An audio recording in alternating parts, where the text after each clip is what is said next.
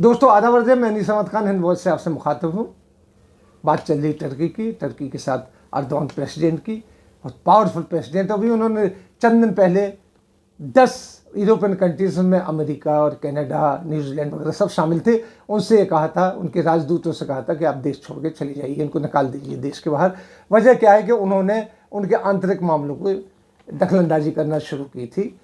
लेकिन जैसे ही ये कहा अर्दोआन ने, तो सारे के सारे बैकफुट पे आ गए हैं। उन्होंने जाने की बजाय एक माफ़ी तलाफ़ी करना शुरू कर दी है कि अब वो जेनेवा कन्वेंशन में जो बात तय हुई थी उसके तहत काम करेंगे, यानी वो आंतरिक मामलों में दखलंदाजी नहीं देंगे। ये बड़ी भारी जीत है टर्की की, क्योंकि इन लोगों ने, इन कंट्रीज़ ने टर्की में 2016 में जो एक तख्ता पलट की कोशिश की गई थी, उसमें जो एक पत्रकार गिरफ्तार हुए थे, ओस्मान कलावा, उनकी रिहाई की बात की थी।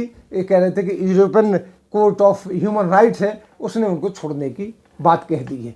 तो अर्दोआन का जवाब था कि पहले आप अपने यहाँ देखिए कि वहाँ पर कितने ह्यूमन राइट वायलेशन हो रहे हैं, कितने आपने ऐसे लोगों को जेल में बंद कर रखा है जो आपकी सरकार के विरोधी थे, उनको आतंकवादी कह के जेल में बंद कर रखा है, तमाम चीज़ें पहले आप उन्हें देखिए, हमारे आंतरिक मामले में दखलंदाजी नहीं दीजिए, आप देश छोड़ के चले जाइए। ये सुनते ही सारे के सारे बैकफुट पे आ गए हैं और उन्होंने अब ना जाने का फैसला किया। खबर बहुत बड़ी खबर है और ये जीत है अर्दोआन की।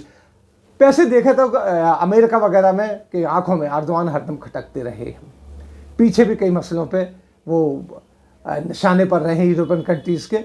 लेकिन ये बोलने से नहीं, चूँकि फ्रांस में जब मुसलमानों के ऊपर अत्याचार होना शुरू हुए तो अर्दोआन पहले आदमी थे ऐसे खड़े सामने बोले।